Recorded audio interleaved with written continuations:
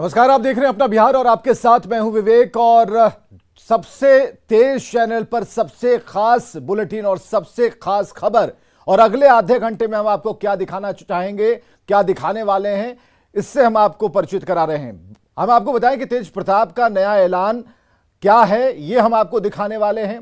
कांग्रेस में कौन है बगावती तिकड़ी, इस बारे में बताएंगे।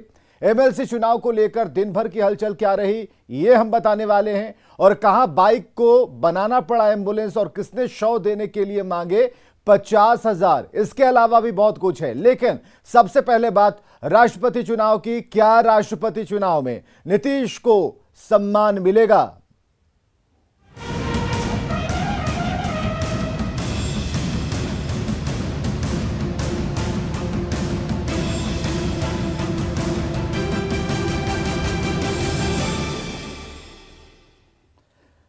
तो देश में राष्ट्रपति चुनाव का ऐलान हो गया है। 18 जुलाई को नए राष्ट्रपति का चुनाव होगा। लेकिन सबसे बड़ी खबर यह है कि चुनाव का ऐलान होते ही फिर राष्ट्रपति के लिए नीतीश कुमार का नाम सुर्खियों में है। नीतीश कुमार के बेहद करीबी और बिहार सरकार के ग्रामीण विकास मंत्री श्रवण कुमार ने बड़ा बयान दिया है। श्रवण कुमार ने कहा कि नीतीश कुमार राष्ट्रपति बने तो खुशी होगी। नीतीश राष्ट्रपति के लिए सर्वगुण संपन्न है। नीतीश में सर्वोच्च स्थान पाने की काबिलियत है और हर बिहारी चाहेगा कि बिहार का राष्ट्रपति नीतीश कुमार बने। और नीतीश खुद नहीं करते हैं दावेदारी, मौका मिलेगा तो क्यों पीछे रहेंगे। सर, बीच में आपको याद होगा कि नीतीश कुमार की चर्चा भी बहुत होगी। आपको लगता है कि नीतीश कुमार भी राष्ट्रपति के एक अच्छे उम्मीदवार हो सकते हैं? नहीं, नीतीश कुमार जी में तो प्रधानमंत्री का सब गुण संपन्न है, राष्ट्रपति होने लायक सब गुण संपन्न है। नीतीश कुमार का जो विजन है, जो सोच है, वो देश के सर्वोच्च स्थान को प्राप्त करने वाली उनकी सोच है। और अगर उनको मौका दिया जाएगा तो इन सभी पदों को ठीक से चला सकते हैं, संभाल सकते हैं और लोगों को भी अच्छा लगेगा। क्योंकि बिहार को लोग समझते थे कि बिहार बदलने वाला नहीं है। जब बिगड़ा हुआ बिहार को बदल करके पटरी पर ला दिया नीतीश कुमार जी ने, तो देश को और आगे बढ़ाने में नीतीश कुमार जी को अगर मौका मिलेगा तो कहाँ पीछे रहेंगे। लेकिन नीतीश कुमार जी की कोई चाहत नहीं है, वो किसी पद के दावेदार नहीं है, इतनी बात मैं जरूर कह सकता हूँ। हाँ, वो किसी के दावेदार नहीं है, लेकिन आप लोग चाहते हैं कि नीतीश जी राष्ट्रपति जैसे पद पर पहुंचे? कौन नहीं चाहेगा, हर कोई चाहेगा, हर बिहारी चाहेगा कि अगर बिहार का किसी व्यक्ति को, किसी को मौका या मिलता है तो बहुत अच्छा अवसर है, बहुत अच्छा मौका है।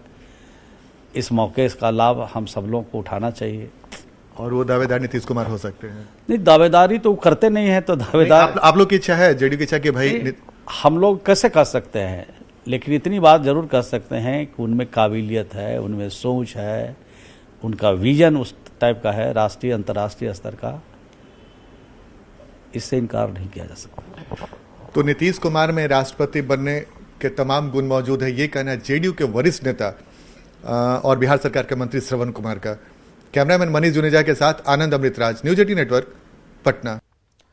इधर बिहार बीजेपी प्रवक्ता राम सागर सिंह ने कहा कि एनडीए में हर फैसला सामूहिक रूप से होता है और जब राष्ट्रपति उम्मीदवार के नाम पर चर्चा होगी और सामूहिक रूप से चर्चा होगी और उसमें सबकी राय भी ली जाएगी।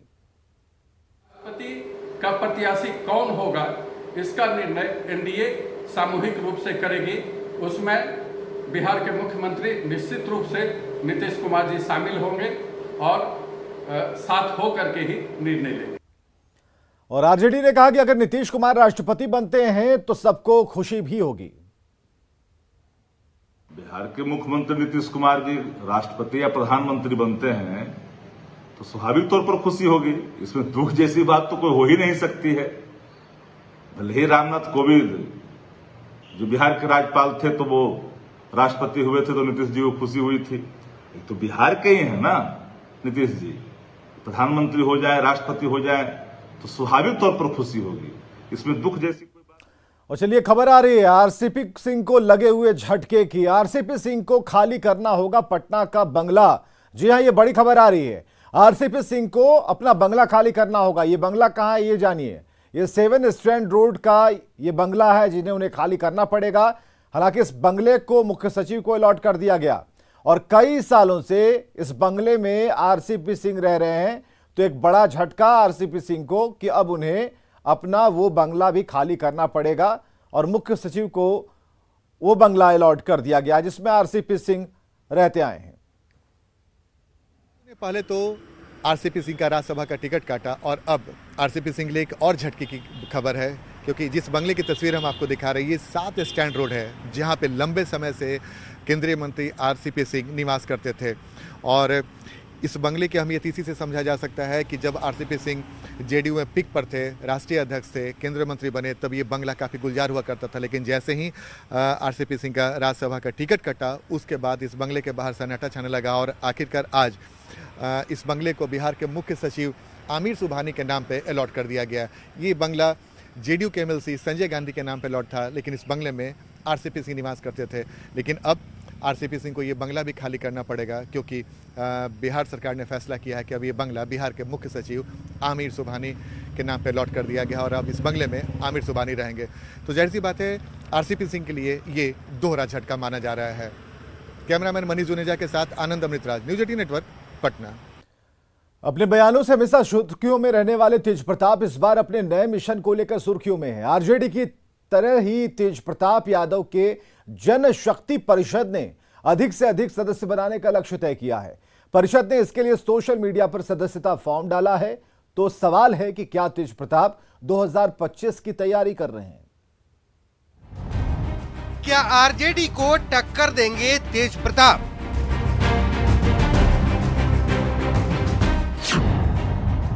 क्या है तेज प्रताप का नया मिशन? पूरा माजरा समझने से पहले 17 मई की ये तस्वीर देखिए, जब आरजेडी के संसदीय बोर्ड की बैठक के दौरान तेज प्रताप के समर्थकों ने जमकर नारे लगाए थे। समर्थकों ने तेज प्रताप को शेर तक बता दिया था।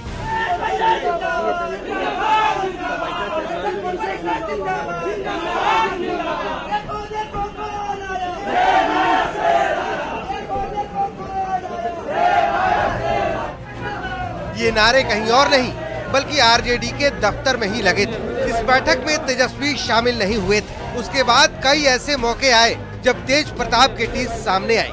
अब एक बार फिर तेज प्रताप ने अपने लिए नया टारगेट फिक्स किया है। आरजेडी की तरह ही तेज प्रताप यादव के जनशक्ति परिषद ने अधिक से अधिक सदस्य बनाने का लक्ष्य तय किया है। परिषद ने इसके लिए सोशल मीडिया पर सदस्यता फॉर्म भी डाला है। सोशल मीडिया पर जो फॉर्म डाला गया है उसमें साफ साफ लिखा है कि जनशक्ति परिषद का सदस्य बनने के लिए इस फॉर्म को भरें। बिहार के सभी 8,406 पंचायत में जनशक्ति परिषद का अपना कार्यालय होगा और अपने ब्लॉक को भ्रष्टाचार मुक्त, सरकारी स्कूल, अस्पताल और थाना को दुरुस्त किया जाएगा। दिलचस्प बात यह है कि आरजेडी का भी लक्ष्य 1 करोड़ सदस्य बनाने का है। दोनों संगठनों का मिशन एक ही है, लेकिन इसे लेकर आरजेडी और जनशक्ति परिषद में बैठकें अलग अलग हो रही हैं। तो फिर सवाल है कि क्या तेज प्रताप 2025 की तैयारी कर रहे हैं? क्या तेज प्रताप परिषद के जरिए राजनीतिक मंच बना रहे हैं? पटना से न्यूज 18 के लिए अमित कुमार की रिपोर्ट। बिहार में 7 सीटों पर एमएलसी का चुनाव होना है। कांग्रेस को आरजेडी ने तो भाव दिया नहीं, आरजेडी के अंदर भी बगावत दिख रही है।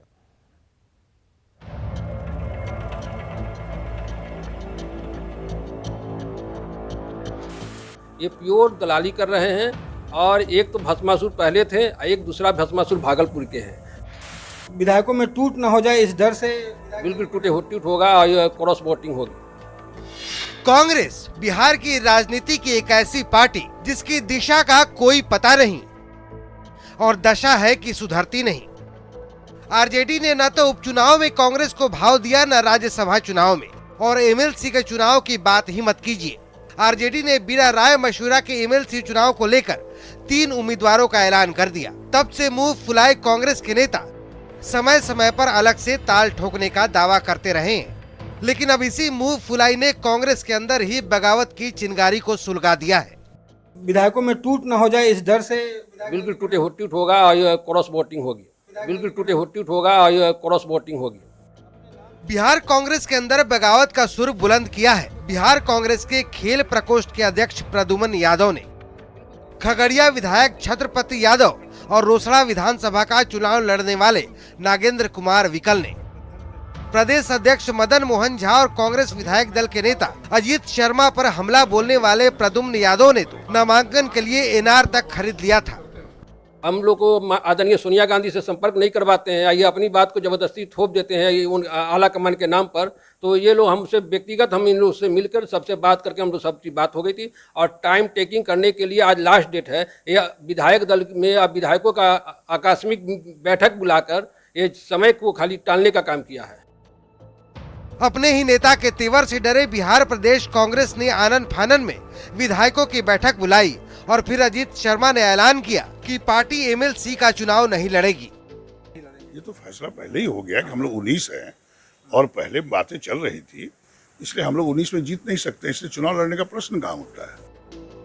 कांग्रेस की हालिया स्थिति पर एआईएमआई के नेता अख्तरुल ईमान ने भी चुटकी ली है। बिहार में कांग्रेस ने अपना आत्मबल खो दिया है, उसके अंदर में न साहस है न शक्ति रही है, वो दूसरों के बैसाखी पर चलने की वजह से बड़ी कमजोर हो गई है। खैर, अख्तरुल ईमान तो दूसरी पार्टी के नेता हैं, लेकिन खुद कांग्रेस के बागी नेताओं ने प्रदेश नेतृत्व पर गंभीर आरोप लगा दिया है। इनका कहना है कि कांग्रेस का प्रदेश नेतृत्व आला कमान को धोखे में रखता है। ये लोग एमएलसी चुनाव में क्रॉस वोटिंग और पार्टी के अंदर टूट की भी बात कह रहे हैं। सवाल है कि क्या बैसाखी के सहारे चलने वाली कांग्रेस एक और टूट झेल पाएगी? न्यूज़ 18 के लिए पटना से रवि एस नारायण और दिल्ली से अमितेश कुमार की रिपोर्ट। एक तरफ जहां आरजेडी गठबंधन में एमएलसी चुनाव को लेकर गांठ ही गांठ है, तो दूसरी तरफ एमएलसी चुनाव के लिए एनडीए के चारों उम्मीदवारों ने एक साथ नामांकन एकजुटता दिखाई है। नॉमिनेशन के मौके पर सीएम नीतीश कुमार भी मौजूद रहे।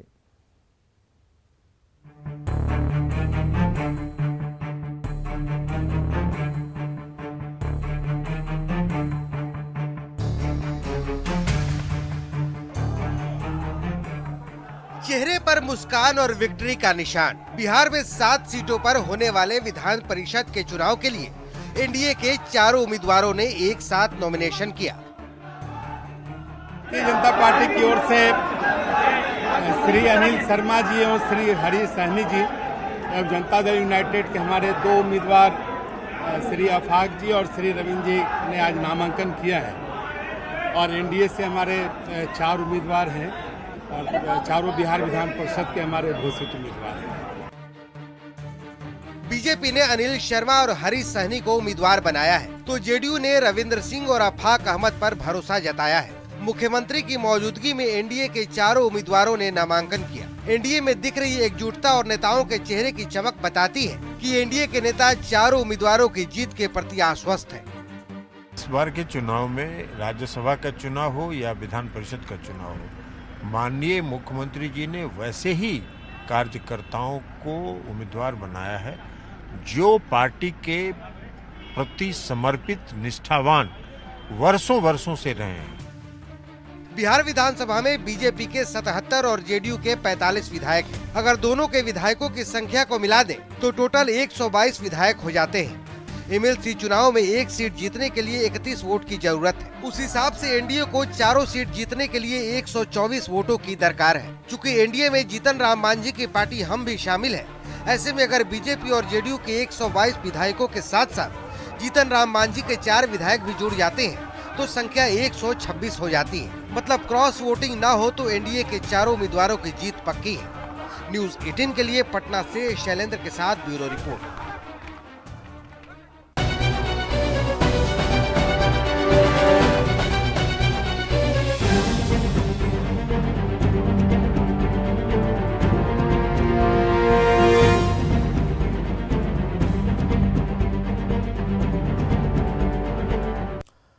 चलिए खबरों की तरफ बढ़ रहे हैं। समस्तीपुर सदर अस्पताल के पोस्टमार्टम हाउस के कर्मचारी ने शव के लिए 50,000 रुपए की डिमांड कर दी। न्यूज़ 18 पर खबर चलने के बाद स्वास्थ्य मंत्री ने जांच का आदेश दिया और सिविल सर्जन से जांच रिपोर्ट मांगी है।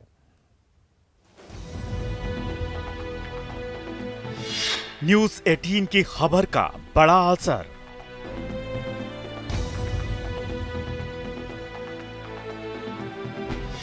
शव के लिए पैसे की डिमांड की होगी जांच।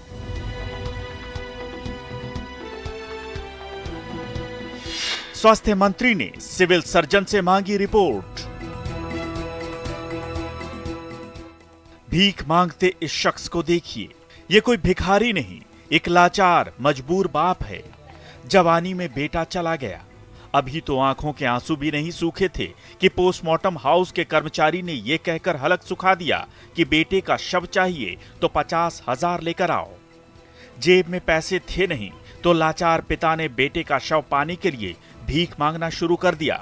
फिर भी उतना चंदा नहीं मिला कि बेटे का शव छुड़ा सकें। कहता है कि हम 50,000 रुपया लेंगे तब लहास देंगे और नहीं तो जाओ।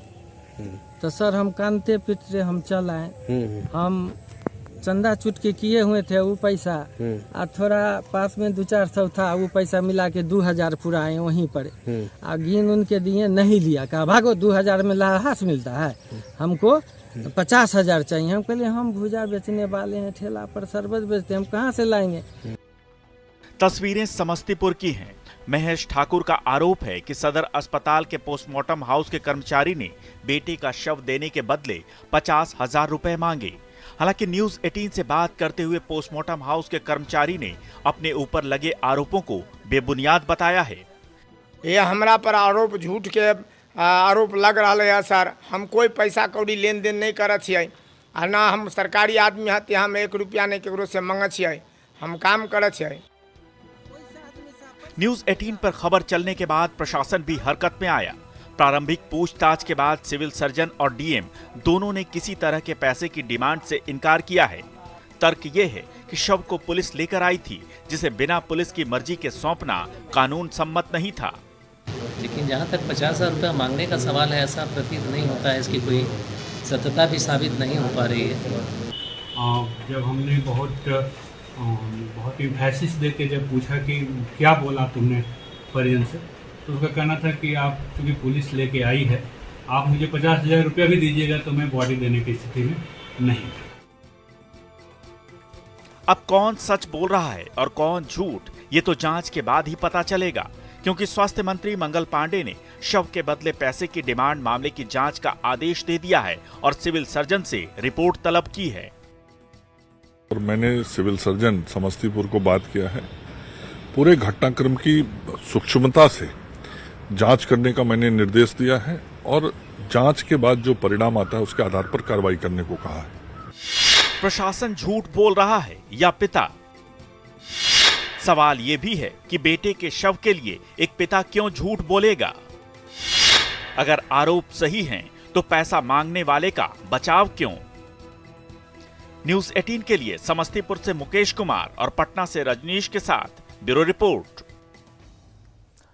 और बिहार के लिए एक बड़ी खबर बता रहे हैं, 4 दिन में बिहार पहुंचेगा मानसून। ठीक सुन रहे हैं आप, 13 जून को मानसून की दस्तक बिहार में होने वाली है।